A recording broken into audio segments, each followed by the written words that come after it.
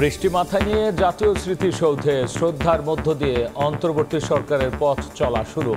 Doctor Mohammad ইউনূসের নেতৃত্বে তারুণ্য আর অভিজ্ঞতার মিশেলে নতুন বাংলাদেশ গড়ার প্রত্যয়।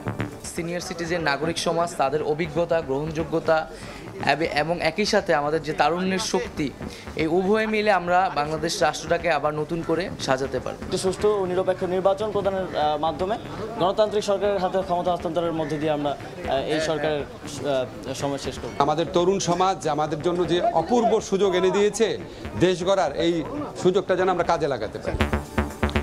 ছাত্র আন্দোলনে প্রতিটি গুলির বিচার হবে, অন্তর্বর্তী সরকারের প্রথম ক্যাবিনেট বৈঠকে সিদ্ধান্ত। দ্রুতই খুলবে শিক্ষা প্রতিষ্ঠান। প্রত্যেকটা গুলির আমরা বিচার চাইব এবং এটা যেন আর না হয়। শিক্ষক সমাজের সাথে আলোচনা করা হবে, যত দ্রুত সম্ভব শিক্ষা প্রতিষ্ঠান খুলে দেওয়ার চেষ্টা করা হবে। ছুটির দিনেও বসে নেই শিক্ষার্থীরা, সড়ক থেকে ফুটপাত সব জায়গায় পরিচ্ছন্নতা অভিযান। মুছে ফেলা হচ্ছে অপ্রয়োজনীয় দেয়াল লিখন, ছাত্রদের দায়িত্বে সড়কে শৃঙ্খলা। বিএনপির সঙ্গে জাতিসংঘের আবাসিক প্রতিনিধির বৈঠক, অন্তর্বর্তী সরকারকে সহযোগিতার আশ্বাস। নেতারা বললেন, গণতন্ত্র নিয়ে উন্নয়ন সহযোগীদের আর কোনো শঙ্কা নেই। এবং চালু হলো রাজধানীর তেজগাঁও সহ দেশের বেশ কয়েকটি থানা।